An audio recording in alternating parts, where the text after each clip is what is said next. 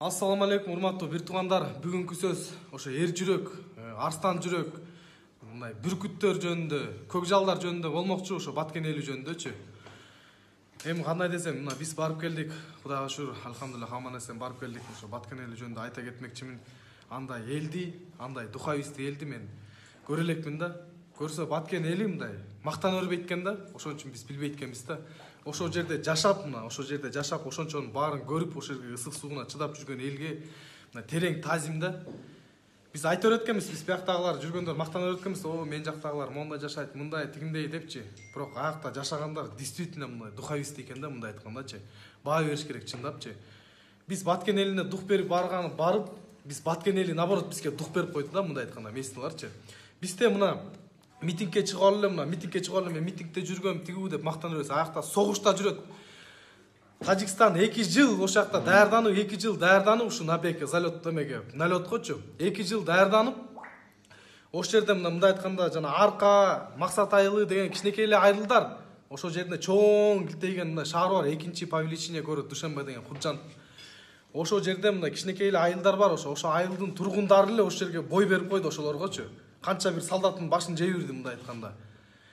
Эл эле карапайым эл эле мындай айтканда, армия киргишкен жок. Эл эле ошол жерде кетмен күрөөгүн көтөрүп алып эле ошол жерде ошолорго бой берип койду мындай айтканда. Ошого сүйүнүп атышат тигилерчи, мына Кыргызстанга кирип келдик тигүү депчи. Эми ошо элди мындай ойлонуп көрө эле да, башка мына региондордо мына могу жерде жети областтан чогулган жигиттер отурабыз. Бирок аларга действительно баа беришибиз керек экен да, мындай чыныгы эр жүрөк көк жалдар ошол жакта жашайт экен мындай. Аялынан баштап алар мына бизде мындай да. Дүйнөгө кирип кеткенбиз, машина чийип алсак эле мындай переживать этет. Алар мындай үйүн, машинасы үйүн өрттөнүп кетип, уйларын айдап кетсе деле мындай садака кылып болот экен мындай жүрөгүнөнчү. Мындай эле чечим чыгарып болот экен. Мен андайды мындай биринчи жолу көрүшүм. Намазын окушат экен. Көп 80% Кыргызстанда алымдар ошо Баткенден болуш керек. Намазын окуйт, жумушун кылат, үйлөрүн көрсөң, үйлөрү бар, огороддорун көрсөң, огороддор эми биздикиндей чөзүп, жүдөп кеткен эмес. Мына аккуратный, бүт баары терилген, бактар мындай как будто уровень менен тиккендей да. Бизде андай эмес. Мына чыныгы тың адам, чыныгы тың мындай эр жүрөктөр көрсө Баткендиктер, ошолордон биз үлгү алышыбыз керек экен. Намазын окушат, мына кыздары кечөөгө 5тен кийин чыкпайт экен, эркектер намаз окуйт экен, намаз окуганда да бекем окуйт экен. Анан бизде мындай го, мен үйүмөн көчүшүм керек өйдө жакты көрсөм. Эмнеге дегенде биякта мындай түтүн дейбиз го. Аларда согуш болуп атса да көчпөйт экен. Анткени биз мен көчүп кетсем, бул жер башка бир мамлекетке өтүп кетет деп көчпөйт экен. Ошолордун духун ойлоп көрөлү эле. Мына биз өзүбүз деле айтып берели. Мына биз командабыз менен бардык, мына барып түндө мына ошо головнойдо мына эң горячий бой болот деп атканда мына бардык да, ошо түндө барып бой болот, мына бүт эме кужа эме варуха кирген атат, мына варуха мына тепселеп атат дегенде түндө өтүп ошо местилер айтып атканда эле мына жигиттер эгер мондай эмесеңер чуркасаңар, зигзаг чурка, анан асманды карагыла, асмандан кызыл болуп күйүп келет дегендер ошол жерден көбүн ошо жок окуя айтып бергенин карасаң да. Окуя айтып бергенин башка повод бербейт го. Мына жөнөкөй эле айтып берип койгондой. Келчи.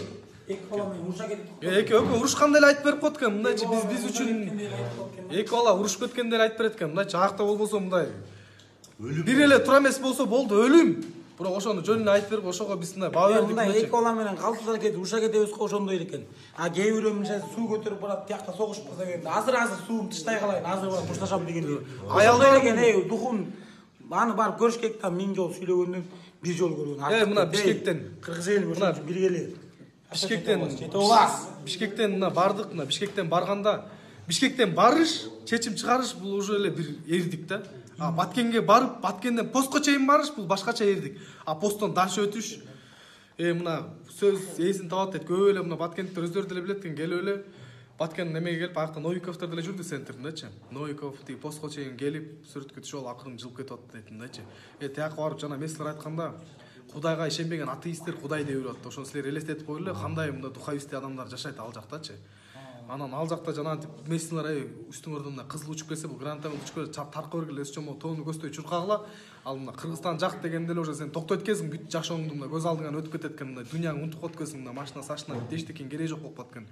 Эми алардын кандай мындай духуна баа бериш керек да. Анан могу сценаристтерге, кино тарткандарга, клип тарткандарга, анан блогерлерге кайрылып кетмекмин. Мындай Баткендиктер постоянно бир башкача, бир мындай билбейм, башкача эле худулдар көрсөтө бересиңер да. Баткендиктерге биз мондай бир дамы тырмагына татуу айткенбиз, эркекче айткандачы. Мойнубузга алышыбыз керек.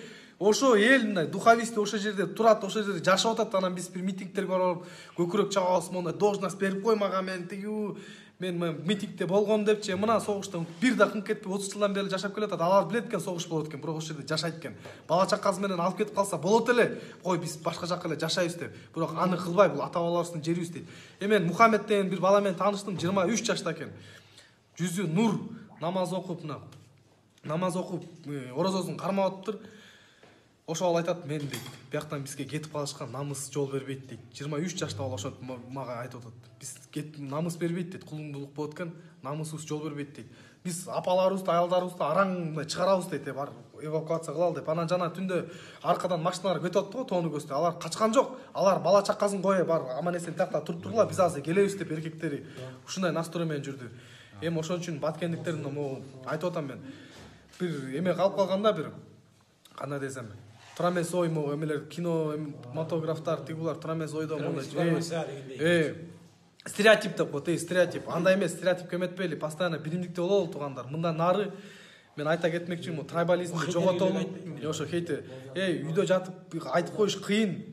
Үйдө жатып айтып кое берет экенсиң мындай, мондай жеңил туруп кошакта жүргөн. Абир кошумча айтып кетчи кейтерлер. Силерди балбөм жоготобуз. Айтып коеюн, биз жоготубуз, Алла жоготот. Силер бузуп атасыңар мамлекетке чабыштырып. Эркекче айтып атам мен силергечи. Бир сүрөтүңөргө кирсем, эчтегеңер жок. Оозуңар чоюп отурасыңар. Анан көрө албастыктар, кыргыз элим көрө албастыкты тыялы. Биригели. Анан биз тиги мушташта жүрсөк, барып мушташ салдык, талкап салдык деген эмес, барып өзүм алакалып сураш эле кандай. Барып ошол жерде жүрсөк, биякта революция кылып ийипсиңер, Ошол жакта ким эме себепкер, ошол жака эме уюштурганга айтып коеюн. Кармаласыңар дагы өзүңөр жооп бересиңер, кармаласаңар. Чыккынчылар силер. Чейделер, силер өлгөнгө ошол жакта чыккынчылык кылдыңар силерчи. Пайдаланып силердин оюңар кресло эле экен, мындай айткандачы, мына бизге мына ачык айткан балдар менен эметебиз, бизге саясат сасыктын кереги да жок, мында ачык айткандачы. Бизге жетиштүү дагы эле. Жүрөбүз, алхамдулилlah бизге жетиштүү, мында Алла бизге жетиштүү. Мына ошон үчүн баткендик туугандар дайыма урматтайлы, кайсы жерге барбасын мындай сыйлайлы баткендиктердичи. Эки колдо учурашабызбы, чай беребизби, сыйлайбызбы, сыйлашыбыз керек экен. Кадырын билишибиз керек экен. Ушуга чейин кадырын билбей жүрүптүрбүз мындай. Эркекче эле айткандачы. Жана жерден гранатомет, вертолет болуп атканда ошол жерде турушту ошо элчи. Эри жүрөк экен действительно. Самый главный кыргыз элим. Баткендик эле эмес. Бирок баткендик кыргыз элим жөнүндө сөз болуп атпайбы? Макташ керек. Анан самый главный жүрөгүбүздү дарылайлы. Болуп точкасы кыргыз элин биригели.